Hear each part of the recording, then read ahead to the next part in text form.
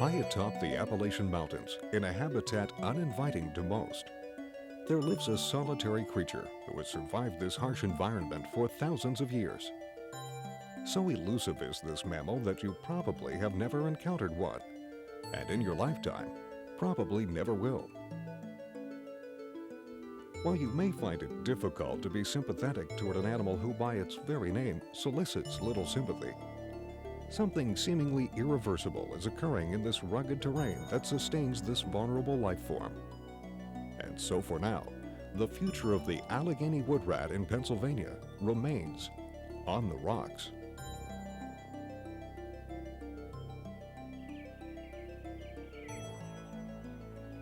The Allegheny Woodrat is a Native American species. They are distinguished by a gray body and white underbelly, with a general body mass of 9 to 14 ounces. They have large round ears, a fur-covered tail, and a cluster of small pads on their feet, making them excellent rock and tree climbers.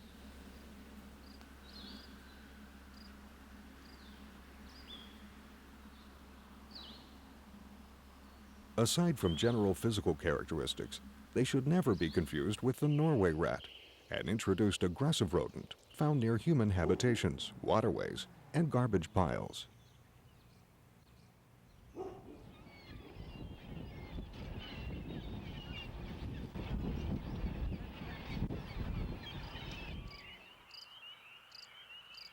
Woodrats, on the other hand, have excellent grooming habits and have been observed washing both before and after eating. Fastidious creatures, they even keep a separate defecation area away from their food and living quarters.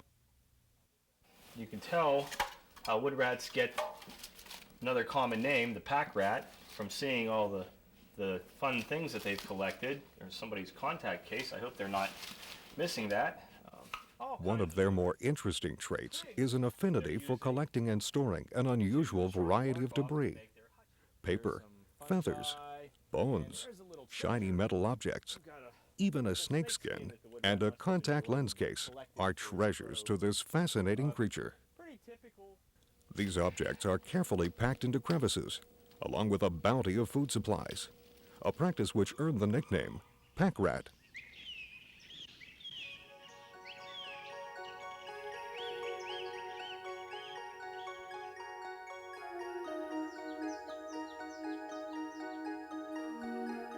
As the sun fades into dusk, the Allegheny Woodrat emerges from its nest. Though active within their shelters during daytime hours, their nocturnal behavior is predominant.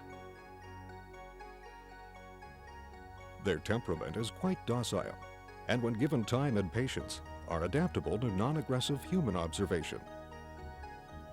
Even when live-trapped for survey data, they will sit calmly in a cage and wait to be released.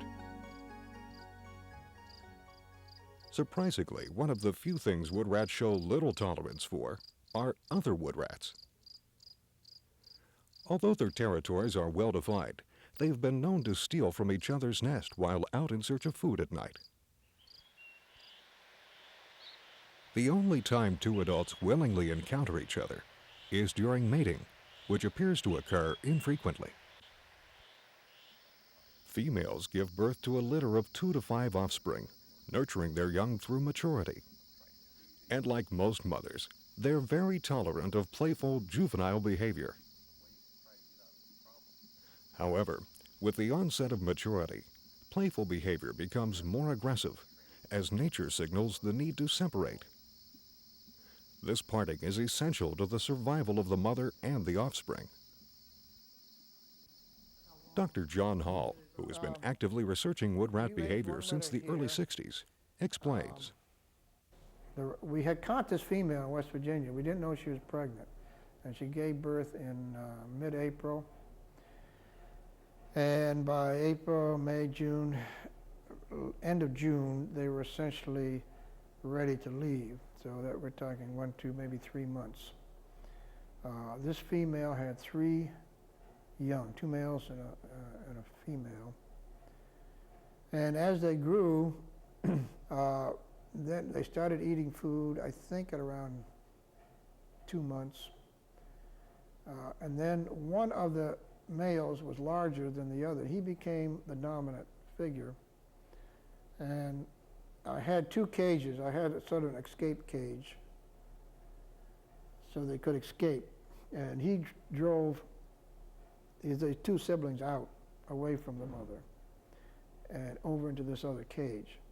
And if I put any food in there for them, he would come over and steal it immediately. He would demolish their nest and take it away. So they're extremely aggressive towards each other. Now, he was happy with his mother until one morning I came in and he'd killed his mother. So they can't live together. They must separate.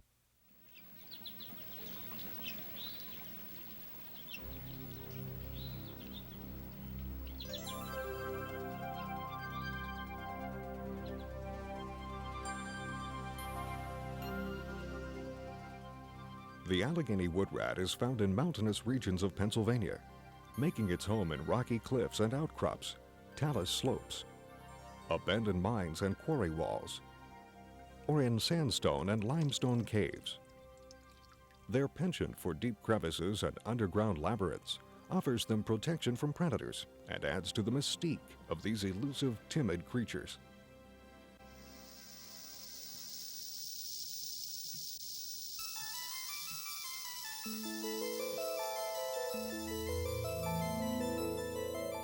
This petrous landscape offers sanctuary to an abundance of other wildlife. During warmer months, it's not uncommon to encounter a timber rattler sunning itself in woodrat territory. Research concludes that woodrats are immune to rattlesnake venom, which at some point may lead to a human vaccine. Resistance to the poison, however, is still no match for the widened jaws of a hungry snake. Black bears, fox, raccoons, bobcats, and great horned owls are among other creatures common to these rocky regions today. Woodrats, which make their home in caves, share their quarters with bats, salamanders, and cave crickets, to name a few.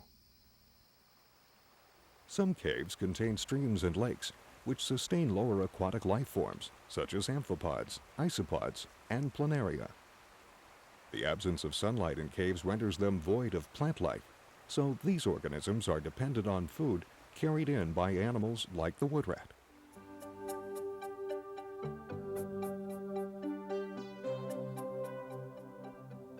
An industrious animal, the Allegheny woodrat builds its igloo-shaped nest or hutch under large dry rock ledges and deep inside crevices. Hutches are made mostly of shredded bark and twigs and are used for sleeping, keeping warm, and raising offspring.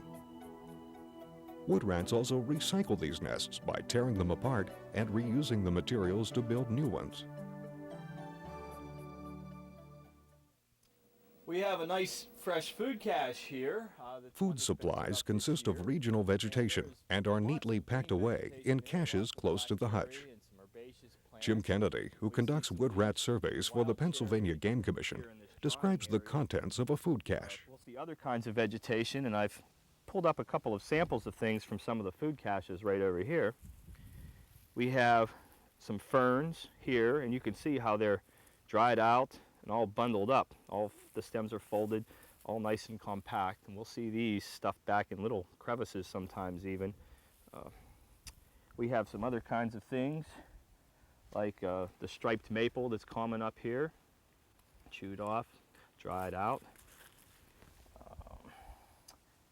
The sassafras, you can see how this is bundled a little bit. This hasn't completely dried. They'd probably leave this back out in the sun if it was a nice sunny day.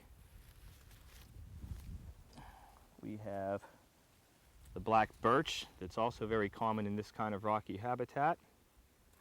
This has been chewed off. See the little tooth marks on the bottom.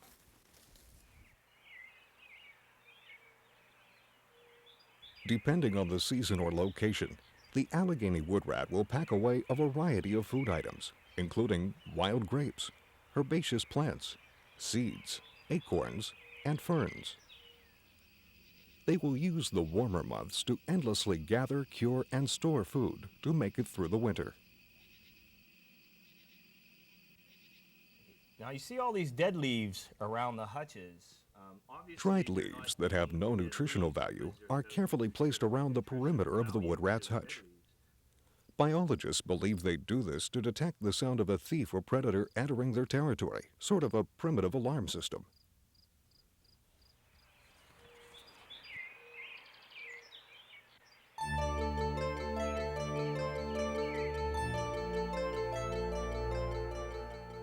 The Allegheny woodrat is a fascinating creature that has, until recent times, relished a perpetual existence.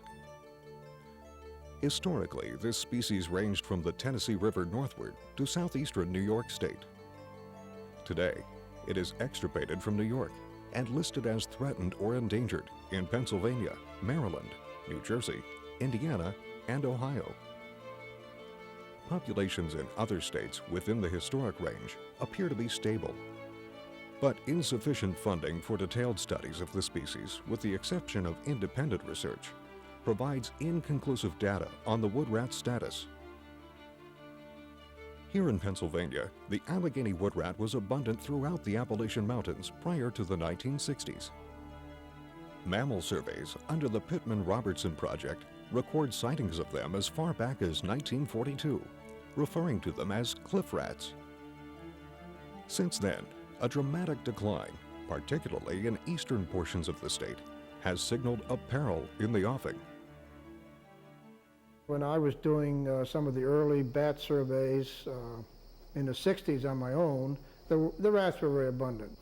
The first indication that there was some problem I noticed in mid to late 70s. I began not seeing rats. Then I talked to people at Hawk Mountain, and they used to see the rats all the time where they were watching for birds, and they said, well, the rats have disappeared. And that was, I think they said 72 or 73 was the last time they ever saw a rat at Hawk Mountain. And so we began to concern that something may be going on here, but we didn't have any hard data. Serving on the Mammal Committee during the early years of the Pennsylvania Biological Survey, Dr. Hall gained approval from the Board of Directors to have the Allegheny woodrat listed as a threatened species in the Commonwealth. Don't want to lose it.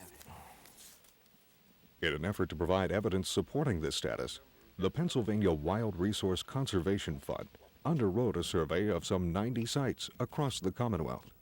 The survey was conducted by the State Game Commission, and in 1988, the final report by Dr. Hall revealed some ominous conclusions. The woodrat had virtually disappeared in the eastern half of the state, declined seriously in the central region, but appeared unscathed in the west.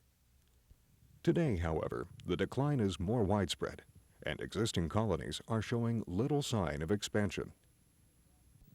I think the woodrat decline will continue in Pennsylvania in the marginal habitats where they've been able, maybe out of luck, to persist so far. But a number of sites that we started surveying in 1982 no longer have woodrats. We established 12 sites that we went back and would look at. Every September we'd look at these same 12 sites. And now 3 or 4 of those sites no longer have woodrats. Okay. The Game Commission continues to monitor the entire range of the woodrat in Pennsylvania in the hope of helping to find not just a cause for their disappearance, but a solution to reverse their continued demise. The data collected from surveying provides a comprehensive profile of each site, including size and quality of the habitat, land cover, vegetation, and forest fragmentation within 5 kilometers of the site. Looks like black cherry leaves. It also includes a description of food cache contents, sign of other mammals, and samples of raccoon feces to test for fatal parasites. All right. I'm going to put one up on this ledge where this old bedding is. Excuse me, come right by you. When a habitat survey is complete, Live traps are set to establish the size of the wood rat population at the site. 11 through 15. A little chilly today for him. Okay, it is a he. Male. Thank you. Looks like about 260 grams. Male. Good condition. Okay, did you get the habitat information I'm down? working on that right now. Tagging the wood rat's ears allows surveyors to track the size of the population from year to year. If a wood rat is captured without ear tags, it could be an indication that reproduction and natural migration are occurring.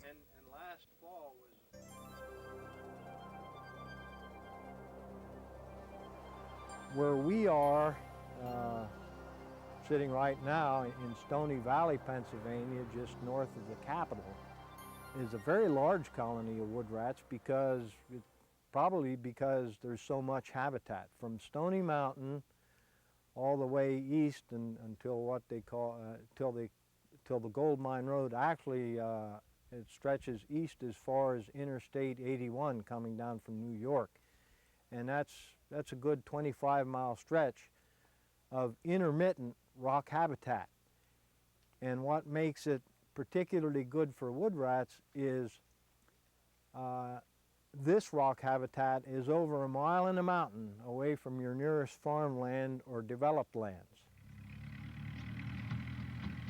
Increases in agricultural and residential land use near wood rat habitat from the 1950s through the 80s is considered a factor in wood rat population decline. These land uses have spawned an unnatural population explosion of great horned owls and raccoons. The great horned owl is a predator of the Allegheny woodrat, so an increase in predators would logically result in a decrease in prey. Higher raccoon populations, however, pose a different kind of threat. Raccoons are carriers of a roundworm parasite. While it poses no threat to the raccoon itself, it is fatal to the Allegheny woodrat. The extirpation of wood rats from New York State cited this roundworm parasite as a major contributing force. Studies are currently underway to determine its impact in Pennsylvania.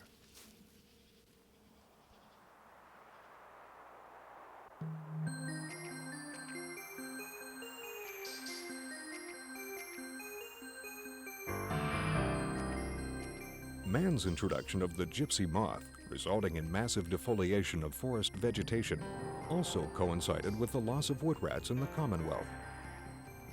Acorn-producing oak trees were hit hardest, especially in the east, where wood rats today are virtually non-existent. A report by Dr. Hall, under a grant from the Pennsylvania Wild Resource Conservation Fund, presents this theory. Now, what happened with the gypsy moth in Pennsylvania? It devastated the oak forest, particularly along the ridge tops. And as I understand, some of the oak mortality was high as 80% in some of the ridges in Pennsylvania.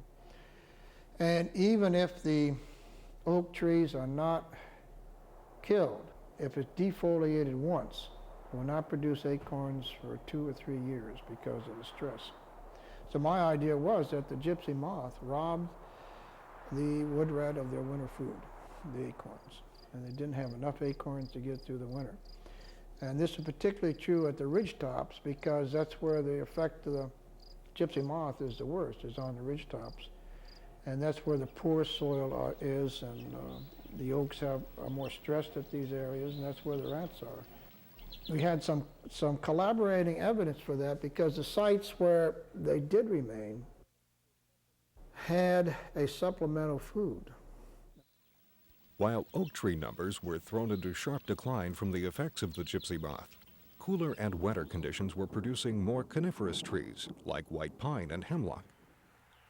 These trees provide little nutritional value for the Allegheny woodrat, so changes in forest composition appears to be yet another factor resulting in the species' decline.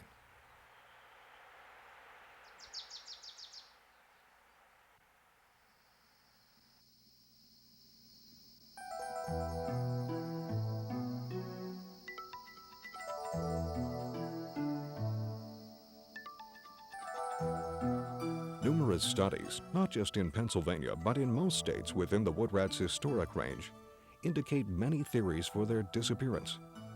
From gypsy moth infestation and immigration, to forest fragmentation, to parasites and predators. All these elements combined have contributed to the plight of this once prolific mammal. We must now turn our focus toward conservation measures and begin the healing process. To wait would only guarantee further loss of life.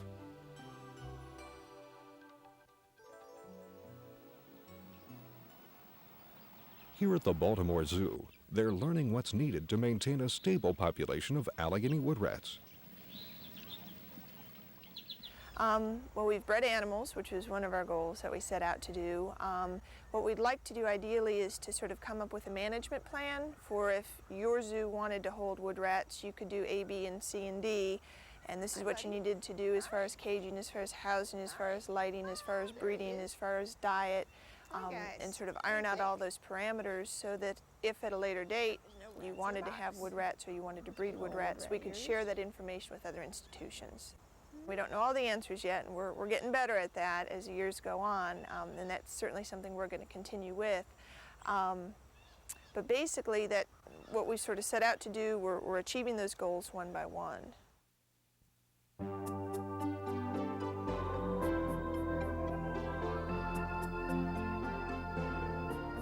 In Pennsylvania, over 4 million acres of public land will ensure the conservation of most of our native species. But the majority of our forests are privately owned.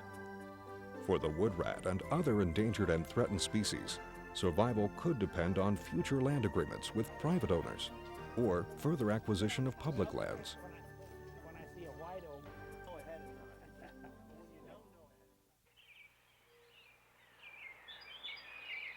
Conservation measures can only be effective when we understand this forgotten ecosystem as a whole.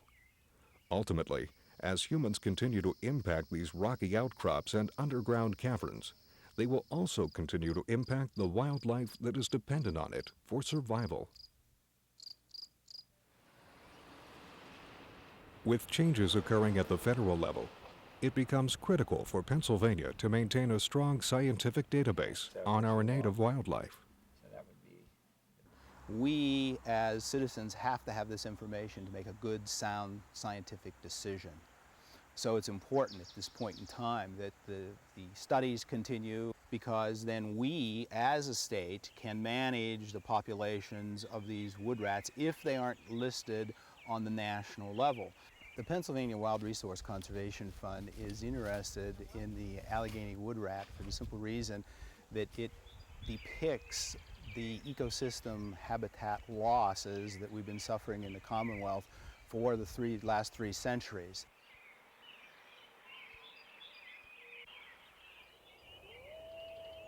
Scientific research alone will not solve the problem.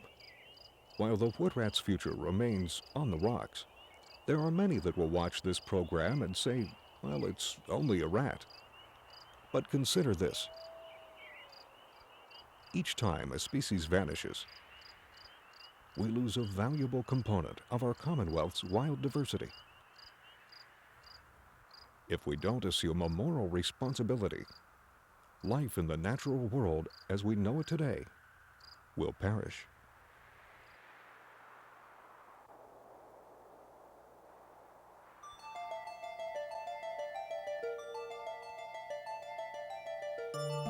So I think there's two aspects here. That it's, every animal is a part of the total ecosystem, and if you start losing one and start losing another, what's happening to the whole system? And the other is an ethical problem. That we should not be leading to the destruction of, even though they're woodrats or bats or whatever. They are of value because they're there. And, who are we to make a judgment of what's valuable and what's not valuable? Even if all the woodrats were gone off the face of the earth, life would go on. Just like if all African elephants were gone off the face of the earth, life would go on. But you lose something, and you lose a little part of the big picture every time one of those species disappears. And that's kind of the way we like to look at it is that all animals, whether they're big or little, are all sort of created equal, and you provide the same care and the same concern for your elephants as you do for your wood rats. Noted naturalist, father of wildlife management, Aldo Leopold, said there are some people that can live without wild things and some people that can't. And I, for one, said, can't. And that's the way I personally feel. I mean, I can't express some of these things for other people. And we always look for practical reasons why. What's the worth of this to mankind? Perhaps it's just evidence of mankind's care for God's creations, if you want to look at it that way. If we can't care for the small things with no personal choice in their own fates, we've come a step closer to not caring for each other.